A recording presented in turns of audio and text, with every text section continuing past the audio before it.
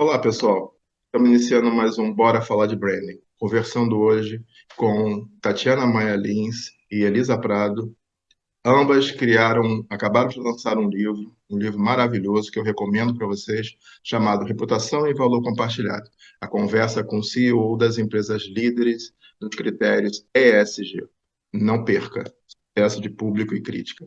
E aí, nessa nossa conversa, tanto a Elisa, né, uma amiga de longa data, diretora de comunicação da Vivo, e a Tatiana Maia Lins, CEO da Make Make Consultoria, a gente vai conversar, acima de tudo, sobre o que motivou o livro, o que vem de inspiração dessa conversa com diferentes líderes, acima de tudo, e como a gente pode traduzir, simplificar todo esse conceito e sua usabilidade para você que acompanha aqui o Bora Falar de Branding.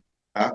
Então, só antes de começar nossa conversa e colocar tanto a Tatiana como a Elisa na conversa, eu queria pedir para você para, primeiro, compartilhar esse conteúdo com quem você entender que é relevante.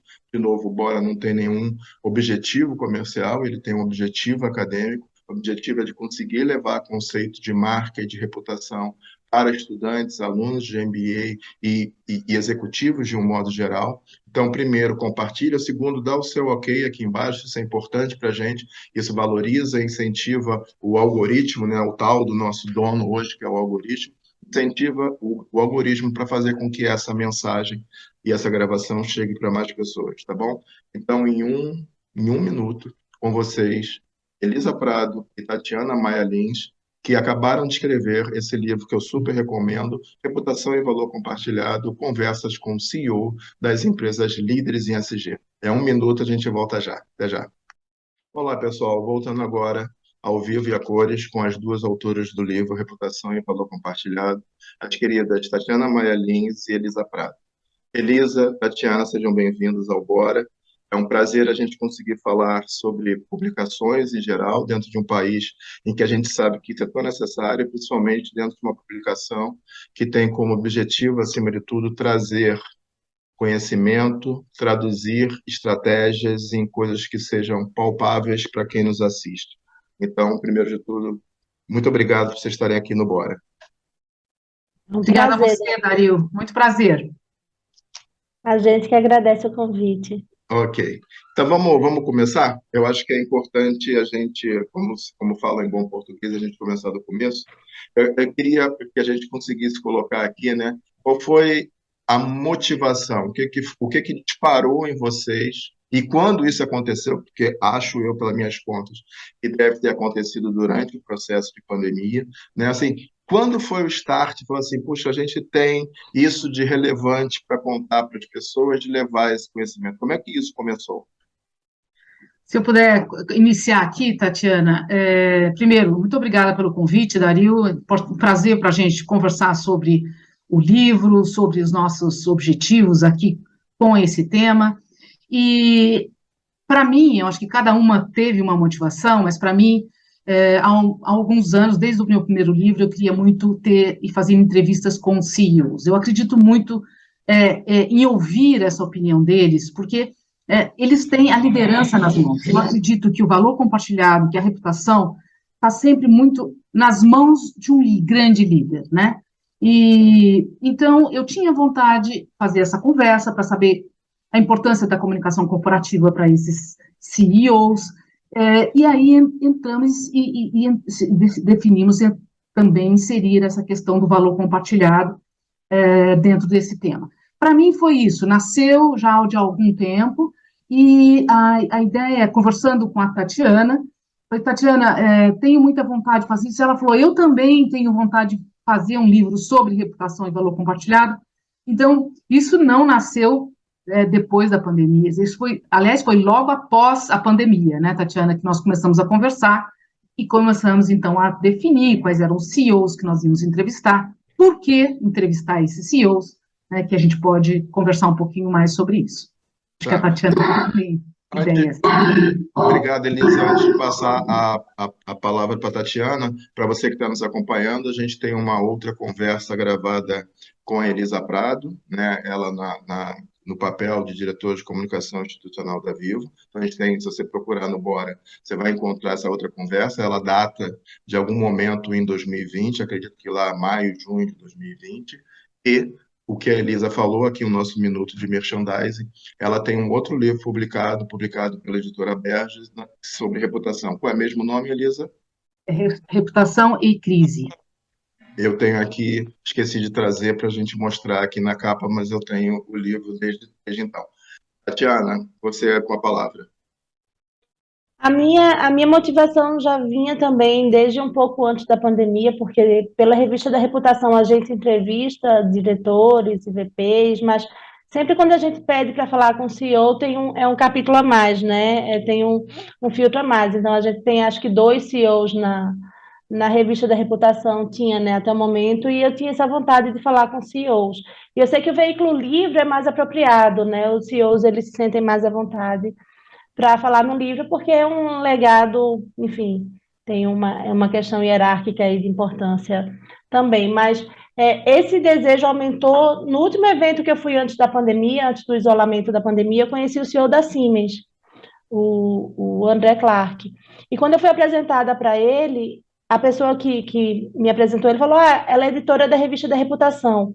Ele imediatamente virou para mim, sabe, assim, ele estava, aquela coisa, a gente está no evento e tem várias pessoas, e ele falou assim para mim, reputação hoje é um tema que é preocupação de todo CEO.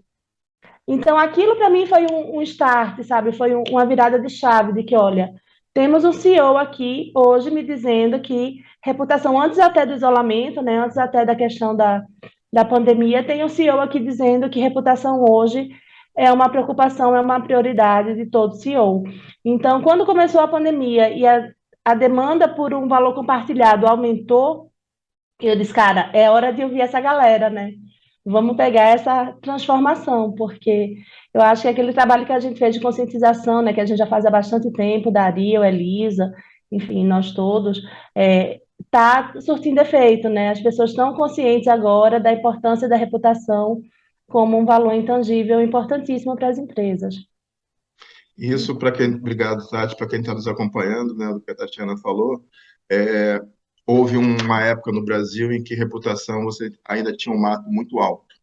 O que a gente fez ao longo do tempo, né, com várias outras pessoas, colegas de jornada, foi fazer com que esse tema passasse a permear e, em alguns casos, a estar inserido dentro da estratégia da organização das empresas. Isso é bem bacana perceber ao longo do tempo como se deu essa evolução e, principalmente, que não foi apenas um hype.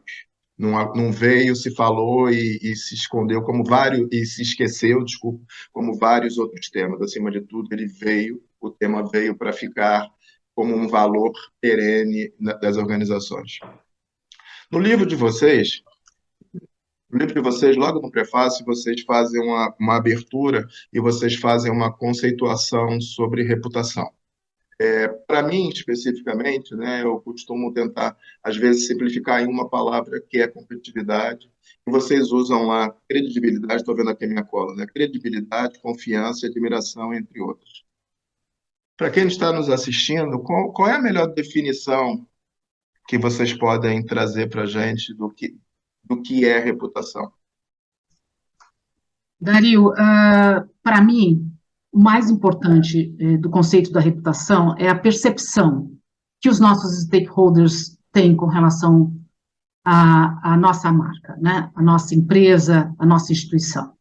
E a reputação, ela é medida sempre pela opinião das pessoas. Não adianta você dizer, eu tenho, ou a empresa, né, se vangloriar de uma reputação. Não, isso nós temos que ouvir sempre, e eu aprendi isso com você, né, Dario?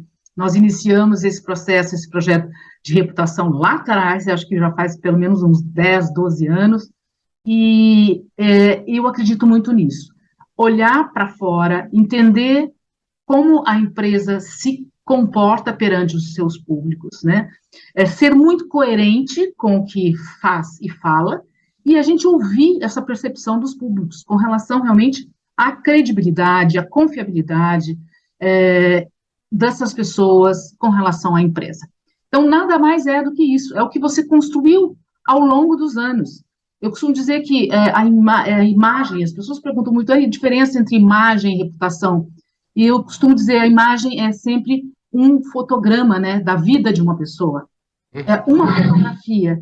E a reputação é a história que essa empresa ou essa pessoa, ela conta durante toda a sua vida, né?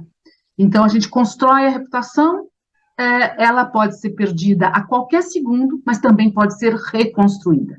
Então, reputação, para mim, é um ativo intangível, estratégico e que precisa ser respeitado e valorizado por todas as empresas, instituições e stakeholders. E só antes de dar a palavra para a Tatiana, primeiro você deu uma aquecida aqui no coração quando você lembrou da jornada lá atrás, né? Que eu fui designado para ir conhecer uma executiva que era visionária e que queria fazer uma grande revolução na empresa na qual eu trabalhava, na época, né, empresa de embalagens, não sei se é a melhor maneira de chamar, né, mas que é a Tetra Pak, uma líder global no seu segmento, e a gente foi lá e a gente construiu uma história. Então, primeiro de tudo, deu uma aquecida aqui, e deixa eu procurar a melhor palavra. E por honra ao mérito, né? Se eu estou lembrando lá da época de escola, e por honra ao mérito, eu fico aqui um beijo para a professora Ana Luísa Almeida, que nos ajudou a todos a entender esse conceito quando ele ainda era tão etéreo, tão que não ficava, né? Não se segurava, não ficava de pé. Ela conseguiu trazer esse conceito para o Brasil. Então, aqui, Ana, um grande abraço para você, um beijo grande, tá? Tatiana.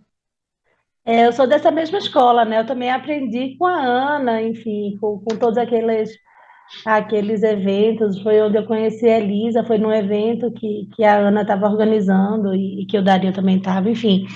Para mim, eu sou dessa escola da reputação como competitividade e soft power, né? Então é isso que eu defendo sempre, que a reputação é essa percepção que as pessoas têm, mas o quê? O que é que você faz com essa percepção? Qual é o poder que essa percepção que as pessoas têm em relação à empresa, né? Qual é esse poder? Então, esse poder é o poder, uma reputação positiva vai conferir um poder de maior atração de talentos, de menor custo de investimento, de maior atração de investidores, enfim, a escolha do consumidor também, né? Então, para mim é essa competitividade e esse soft power que a empresa vai ter. É Você exatamente sabe assim. que a gente aprende todo dia, né? Acabei de botar mais uma expressãozinha relacionada com reputação, nunca tinha pensado nisso, que é o soft power, né? Você não precisa se impor. Quando você é uma empresa que tem uma boa reputação, ao adentrar uma sala, ao adentrar um debate, naturalmente as pessoas vão parar e vão tentar escutar o que você tem a falar ou como você vai se posicionar. Então, acabei de aqui, adorei o soft power. É, no título do livro, né, e eu acho que ele é bem feliz, que conta muito da contemporaneidade que a gente vive, vocês colocam reputação e valor compartilhado. Mas a gente vive, acima de tudo, e todos nós sabemos, né, como diz o Caetano na música, a dor e a delícia da época em que a gente vive, no sentido de que tudo parece ser medido no curto prazo. Você tem que dar retorno no curto prazo, você tem que demonstrar valor no curto prazo, e a gente aprendeu, né, que reputação é uma jornada, é uma construção é uma caminhada, é uma grande jornada, né, que talvez você sempre esteja nessa jornada, talvez bem lá na frente, mas é uma jornada, é uma construção de longo prazo. Como é que vocês veem dessa urgência de curto prazo que a gente vive, né? Como é que vocês vejam que se insere a reputação, o capitalismo de stakeholders, vocês abordam isso no livro, acima de tudo, e o conceito criado anos atrás do valor compartilhado? Como isso cabe, e eu sei que cabe, mas eu só queria escutar de vocês, vai que vem o outro soft power aí, né? Como é que vocês entendem que isso cabe num mundo em que tudo é urgente, tudo parece descartável? Eu queria aqui inserir o conceito do Michael Porter, né? Desde lá atrás, 2004, ele já vem disseminando esse conceito do valor compartilhado. Uhum. E o que acontece, Dario, hoje? E esse conceito ele veio aos poucos se disseminando, mas ele só ganhou tração agora com BlackRock, né? Quando o mercado financeiro, essa é a minha opinião, né? quando o mercado financeiro olhou para isso como realmente um valor, quando um grande gestor chegou e chacoalhou o mercado dizendo, sem reputação, né, sem a gente compartilhar valor com os stakeholders, nós não poderemos ter sucesso, né? Nós temos sim que dar lucro, nós temos que ser fortemente e ter pujança na questão econômica, mas nós precisamos entregar valor também para aqueles os públicos que estão ao nosso redor, né? Só assim nós seremos vencedores. Então, ele começou a puxar isso com as cartas aos CEOs, né? E eu acredito que tomou muita força, porque veio do mercado financeiro. Enquanto nós, né, que somos voltados para a questão ambiental e social, né? Esse é um time também parrudo, mas quando entra o financeiro, é a minha percepção, isso ganha força, e foi o que aconteceu, né? Então, hoje, os CEOs que nós entrevistamos 12 CEOs e mais a Luísa Trajano, que é membro de conselho, e todos eles conscientes de que, sim, o consumidor hoje, ele pede, né, ele exige que as empresas sejam responsáveis social e ambientalmente. Então, essa responsabilidade, ela precisa ser entregue para o consumidor, senão nós não seremos mais lembrados e não teremos licença para operar. Esse é meu ponto. E para você que está nos acompanhando, né, a Elisa puxou dois pontos aqui que eu acho que vale a pena você procurar saber, né, se não está alinhado, procurar saber porque eles são relevantes. O primeiro é uma criação do professor Michael Porter, a Elisa falou 2004, eu não tenho certeza do tempo, mas ele constrói. Michael Porter, para quem não sabe, é autor de vários livros de estratégia e ele traz, primeiro motivado por uma demanda da Nestlé e depois aplicado em várias empresas, o conceito do shared value, do valor compartilhado, né? Onde para crescer as organizações deveriam parar de focar somente no seu resultado e pensar, acima de tudo, na construção de valor para a sociedade, para o negócio, para que cada vez ele seja mais relevante, mas também para a sociedade. E o segundo também, que a Elisa mencionou, é a questão do BlackRock. Né? BlackRock é o maior fundo de investimento do mundo, com alguns bons trilhões de dólares, e a cada ano o CEO da organização faz uma carta para todos os seus acionistas, investidores, e ele meio que dita o rumo no sentido de olhar como é que as finanças vão cada vez mais aportar dinheiro em investimentos. E nos últimos anos, com essa carta magna que a Elisa acabou de dizer, ele, acima de tudo, diz: colocaremos dinheiro em empresas que tenham critérios, atitudes, projetos e resultados ESG, e que isso demandem valor para a sociedade e que, ao longo do tempo, isso construa também reputação para o negócio. Então, fica aqui a dica: Michael Porter e o CEO da BlackRock. Tati, com você. Então, tem uma outra publicação também, quem quiser ir atrás das publicações antigas, né, de onde isso surgiu, que é Who Cares Wins, que é uma publicação do Banco Mundial, que é uma publicação também de 2004, que foi quando apareceu pela primeira vez essa sigla ESG. Tá, é ali que ela nasceu, então eu costumo dizer que o ESG é uma mocinha geminiana de 18 anos, né, porque ela nasceu em 2004, nessa publicação. Mas tem uma outra coisa que eu acho que é legal que a gente fale, que isso tudo tem a ver com o quê?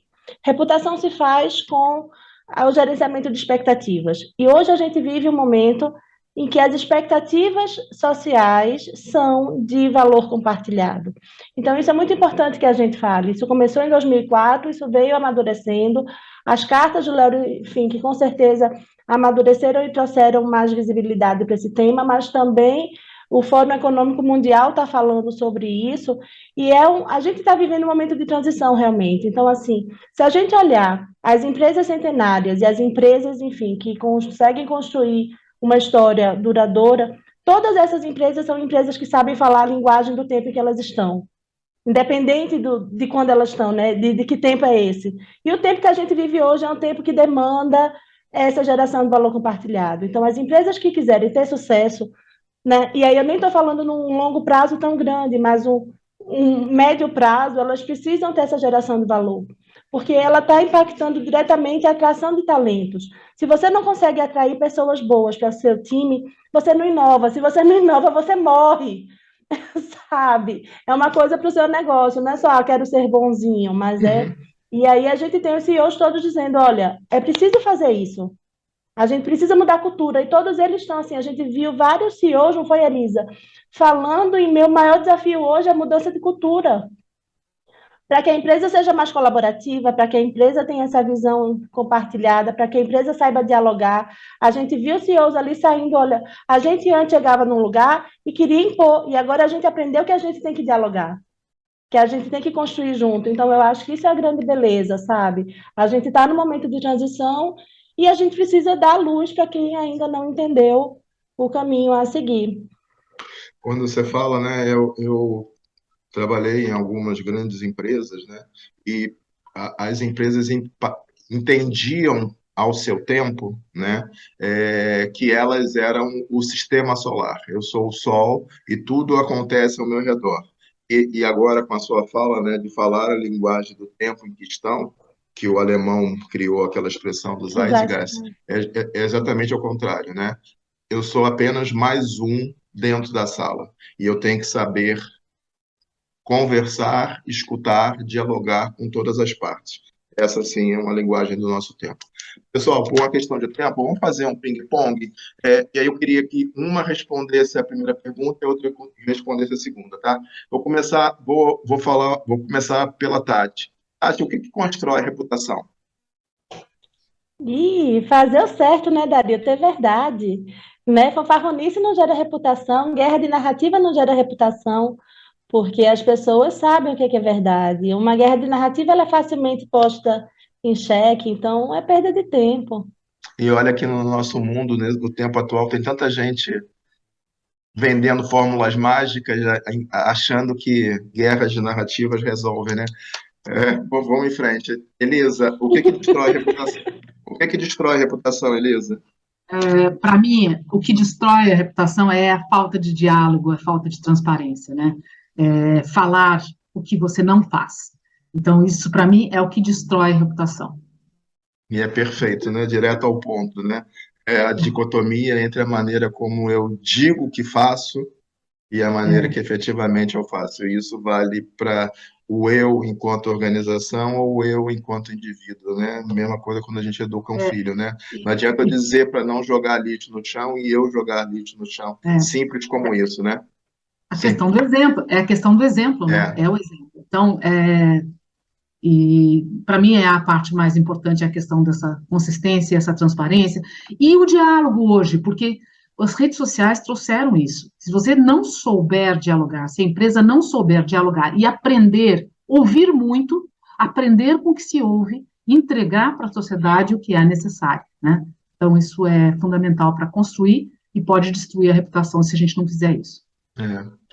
É, bom, vamos lá. Continuando com a Elisa, mas eu vou também depois fazer a mesma pergunta para a Tati. Me diz um ponto, Elisa, que você entende que se destacou na conversa com esses 12 CEOs, mais a Luísa Trajano como conselheira. Me dá um ponto que você entende que se destaca no pensamento estratégico deles relacionado com reputação.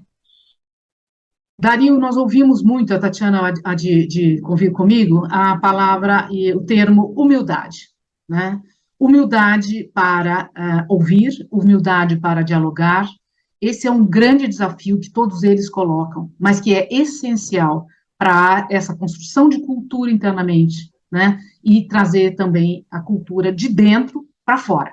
Algo que nós aprendemos muito é isso, eles entenderam que tudo tem que ser construído dentro de casa com essa humildade, né, de ouvir, construir dentro de casa para poder passar para fora. Então, esse termo humildade, eu acredito que é um ponto muito chave de tudo a mais que nós ouvimos, é um ponto que eu gostaria de tornar relevante. Humildade e cultura, beleza. Tatiana, a mesma pergunta. Me diz um ponto que você entende que, além dos que a Elisa colocou, que resume um pouco do olhar, do pensamento estratégico que esses líderes têm sobre a questão da reputação, por favor. A gente, quando falou com a Luísa, a gente falou com a Luísa Trajano por ela ser a executiva de melhor reputação no Brasil há 5 anos consecutivos. E a gente pediu a Luísa, no final da nossa conversa, dicas para quem outros executivos queiram ter boa reputação. E a primeira dica que ela deu foi: não crie um personagem, você não vai dar conta. Eu acho que isso é maravilhoso, porque por muito tempo, né, as pessoas foram criando imagens em torno de personagens e hoje isso é uma dica que eles todos dizem. Você não dá conta de criar um personagem, né? O próprio Desmorona, né? Não fica de pé, né? Porque É, você é um fractal, você é visto por todos os lados, ainda que você faça um close aqui para a câmera, o personagem, você está sendo visto de frente, de lado, na diagonal, de cima, de baixo e tudo mais, né? agora Bom, tem pô mais um não, ponto só que pô eu não. queria acrescentar, Dario, que nós ouvimos muito a questão também da gestão de riscos, né? E é Opa, algo que a gente vem pregando sim, muito, porque eles eles estão já eram convencidos, eu não vou dizer que estão convencidos neste momento, mas estão convencidos que se não houver uma boa gestão desses riscos, a gente não consegue construir a reputação. Por quê? Porque nós temos que definir quem somos, o que nós queremos ser, quais são os problemas, porque a gente sabe, todas as empresas, elas têm questões que precisam ser resolvidas. Numa gestão de risco, você acaba otimizando e melhorando esses problemas, essas questões que você tem, para que isso não se torne uma crise, não uhum, se torne uma questão. uhum. Então, a gestão de risco, ela é estratégica, né, para a gente conseguir construir uma reputação. E nós ouvimos muito isso dos nossos CEOs. Obrigado, Elisa, mas assim, eu concordo totalmente, então, ponto, né? Concordo, mas eu acho que talvez esse seja um aspecto na cultura brasileira que ainda precise ser melhor disseminado e entendido, né? Brasileiro, por exemplo, faz pouco seguro, protege pouco o seu patrimônio, o mercado segurador diz. Então, assim, ainda que a gente tenha conseguido reduzir esse mato alto das pessoas entenderem o que é reputação, eu acho que a gente ainda tem um mato ou alto ou médio das pessoas entenderem que é uma gestão, ou seja, tem várias coisas interligadas. E para você ter essas coisas interligadas, uma passa pela gestão de risco. E a gestão de risco talvez seja a mais estratégica e a menos glamourosa, no sentido de que ela é um trabalho silencioso. E é pouco visto, né? Estou vendo aqui a minha sala, é tipo igual a eletricidade. Se eu ligo a luz todo dia e tem luz, eu nem percebo. Né? É a tal da percepção reversa. Mas se algum dia eu tento ligar e não tenho luz, naquele dia eu tenho um problema. Então, assim, pouco se percebe em se fazer uma gestão proativa. Alguns fazem, claro, mas eu acho que o mercado como um todo poderia ainda absorver mais isso. Você precisa fazer um trabalho de a cada dia tentar reduzir ou mitigar a probabilidade e o impacto dos seus riscos reputacionais, para tentar trazer todos para um ambiente mais controlado. Eu acho que esse, como cultura nacional, a gente ainda precisa falar muito e a gente vai falar ainda muito sobre isso. Mas vocês estão certíssimos. Estou olhando aqui o tempo, a famosa gestão do tempo.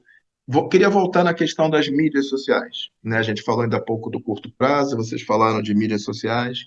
A Tati falou sobre guerra de narrativas, e é nesse ponto que eu queria voltar acima de tudo. As mídias sociais são maravilhosas, elas trouxeram N oportunidades para as organizações, né? Não só para as grandes organizações, mas para organizações pequenas se fazerem apresentar, terem seu público, ter construção de comunicação e relacionamento. Mas, por outro lado, Tati falou, né, guerra de narrativas, fake news, por exemplo, que destroem, que vêm colapsar uma reputação. Né? E a tal da fake news evoluiu para deep fake news. Então, eu posso criar um vídeo de que eu estou numa loja, sei lá, no meio de um país que eu nunca fui, e criar um vídeo falso sobre aquilo. Perceberam desses CEOs, nessas conversas, acima de tudo, essa, não sei se é a melhor expressão, mas é essa preocupação sobre esse contexto da mídia social, ou seja, o quanto ele traz numa balança de oportunidade e de desafios para as organizações? Eu não me lembro, pode ter, enfim, agora eu não estou lembrando deles falarem exatamente sobre fake news, mas eles falam sobre as redes sociais como espaço para diálogo, né? Para uma presença mais próxima das pessoas para um diálogo maior. Eu também acho que essa questão das fake news, elas deveriam ser mais encaradas pelas empresas, né? Porque realmente pode ser um problema sério de reputação, porque enfim, a gente vê uma pequena crise, daqui a pouco aquilo se transforma numa avalanche. Mas eu queria voltar só um minutinho, Dario, na questão dos riscos, pelo seguinte, eu acho que a gente tem uma evolução nessa questão do risco com o ISD, porque a agenda ISD, ela pede materialidade, e dentro da materialidade você precisa rever seu risco. E Uhum. aí, hoje, quando a gente fala em risco reputacional, o que é que eu tenho dito para as pessoas? Eu vejo todos os riscos como os riscos reputacionais, não só os de imagem, porque um risco operacional pode se transformar numa crise, sabe? Um risco Perfeito. financeiro pode se transformar numa crise. Então, todos os riscos são riscos reputacionais. A gente precisa quebrar essa barreira de compartimentar risco, sabe? E colocar risco só dentro de uma caixinha, como se fosse imagem, porque um risco operacional ele pode destruir a reputação de uma empresa, né? Se ele matar uma pessoa, enfim, por alguma Perfeito. coisa. Perfeito. Então, Perfeito. era isso. Você lembra de alguma coisa, Elisa, em relação a fake news? Eu não me lembro. Não, assim, o que nós entendemos muito deles é que, sim, eles estão muito preocupados com as questões das redes sociais. E todos se cercaram realmente de um grupo de pessoas, né? E aí a gente falou muito dentro da área de comunicação corporativa, a importância que esses gestores de comunicação têm hoje em dia, que é justamente pessoas que checam, porque as crises vêm das redes sociais, né? Grande parte das crises hoje, elas, elas acendem, né? Como um palito de fósforo, tá ali nas redes sociais, nos comentários, nas resoluções dos clientes e tudo. Então, o que eles colocam muito é essa preocupação de responder rápido, né? Responder, né? Assim, a contento para que com esses públicos, eles se sintam, vamos dizer, tenham atenção, né? Então, sim, há uma grande preocupação, eles estão se cercando de gente competente para ouvir, né, esse social listening, como a gente costuma dizer, importantíssimo para checar o que está sendo falado nas redes sociais, para que a gente possa responder rapidamente a essas demandas que estão aí fora o tempo todo. E principalmente porque a maioria dos líderes hoje também tem os seus próprios perfis, né? Então, Sim. ele não só tem o perfil corporativo, mas ele também tem o seu perfil e se coloca sobre várias questões. Eu acho que sim, houve uma profissionalização no sentido, né, de um maior aprofundamento e estruturação de processos que envolvam tanto o executivo comunicador, né, essa é uma boa expressão, como, acima de tudo, também ele se apresentando dentro dos, do speech, do discurso, né, do guideline da organização. Estamos quase indo para o final, estou aqui vendo nosso tempo. Ah, Queria só voltar ao negócio que a gente falou lá no início, né? Quando a gente falou de confiança, credibilidade e tudo, que assim, a gente vive num mundo que a gente ainda tem pessoas céticas, né? Infelizmente. E aí eu queria nosso recado para aquecer o coração dos céticos acima de tudo. Eu não consigo ver, e eu queria escutar de vocês, quando a gente pensa em perenidade, perpetuidade, competitividade dos negócios, houve um tempo em que eu conseguia ser admirado pelo mercado financeiro e odiado pelo meu consumidor, e eu conseguia conviver com isso e ir em frente, né? Não vou entrar, mas existiam algumas empresas assim, queridinhas do mercado financeiro, não tão bem avaliadas pelos que iam em frente. Hoje, na minha humilde visão, isso não existe mais. Está todo mundo junto e misturado, todo mundo vê sobre tudo. Eu sei não só a projeção que aquela empresa tem, mas também se ela está gerando um impacto, se ela se relaciona bem com aquela comunidade, se ela faz, como havia, uma preocupação do descarte ambiental e por aí vai, né? Então, assim, queria só para fazer esse match no final, reputação e perenidade dos negócios. o que que fica como legado da conversa com esses CEOs? Você quer iniciar, Tati? Aí eu vou iniciar com a fala do João, da Natura, que eu amei aquela fala, Elisa. O João falou, o João Paulo Ferreira, CEO da Natura, falou que de tempos em tempos aparecem umas empresas que são cria do Hermes. Elas chegam, falam, falam, falam e depois elas somem. E aí eu fui pesquisar quem era o deus Hermes, né? Porque, enfim, eu confesso que minha mitologia não é tão assim. E aí eu vi que o deus Hermes, ele era um deus de várias coisas, inclusive dos charlatões. Gente, eu Nossa, achei aquilo acabei incrível. de aprender mais um, hein? Ele era o deus, dos diplomatas, mas ele também era dos vendedores e tal, mas também era dos charlatões. Porque ele falava muito e depois entregava pouco e sumia com o tempo. Então, eu acho que é isso, sabe? As empresas que chegarem com essa visão que o João Paulo Ferreira falou, que são crias do R, chega, faz um barulho danado, coloca na mídia tudo que pensa, não sei o quê. Mas se ela não entregar, ela some, ela não vai ter o que falar depois. Ela vai ser cobrada e ela vai sumir. Então, eu acho que esse é um recado que a gente deixa de Adorei, perenidade, né? Que não podemos adorei, ser cria do Hermes, tem que ter verdade. adorei, adorei. Elisa, É, isso é legal a gente conversar. Nós aprendemos muito com esses CEOs, né, durante essas entrevistas que nós fizemos. Cada um tem o seu perfil, o seu jeito de colocar, né? Mas todos hoje com essa densidade de entender que a reputação é condição sine qua non para que as empresas sobrevivam hoje, né? Não tem aquela de quero me comunicar ou quero dialogar com a sociedade, não. É condição sine qua non dialogar com a sociedade para você fazer essa gestão dos stakeholders, né? Falar com os seus públicos de interesse e levar suas informações e ser coerente com o que você fala. Então, nós aprendemos essa consistência, essa coerência, né, que tem que se haver para se perpetuar, né, na história das pessoas. A gente vê grandes marcas, né, que estão aí, que não deixam de ter crises, né? Não vou citar nomes, mas grandes empresas centenárias que vivem crises grandes e que sobrevivem porque têm condições de se colocar, se posicionar, ser fidedignos com seus públicos, né? Isso é o que interessa hoje.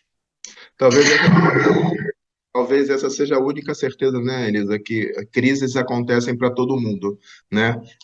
Mas como você disse, desde que você tenha um capital, uma musculatura reputacional, você vai conseguir dar conta disso e ir à frente acima de tudo, né? E assim, para você que está nos acompanhando, eu vou fazer a pergunta final, mas antes disso, assim, o que a gente conversou aqui é um pedacinho só de tudo que está no livro. Então, o que eu aconselho para vocês é corram, façam agora a pesquisa, Editora Berge, Reputação e Valor Compartilhado, Elisa Prado e Tatiana Maia Lins. Lá você vai conseguir aprofundar. Não sei se você vai ler no digital ou no papel, eu leio no papel. Galera, estamos aqui. Vou mostrar para Está meio você. distorcido, mas está aqui, ó, reputação e valor compartilhado. Você pode ir lá marcar com o Lumicola as suas partes principais, ou marcar no seu Kindle, e depois aplicar isso, acima de tudo, na sua estratégia de comunicação e marketing. Então, já agradecendo, e vamos para a pergunta final, mas já agradecendo a Elisa e a Tati pela oportunidade. Acabei aprendendo aqui vários conceitos hoje também, nessa oportunidade de a gente conversar sobre um tema que nos é tão querido, caro e relevante, que é a reputação. E aí, assim, queria que vocês deixassem a mensagem final para quem está acompanhando aqui no Bora.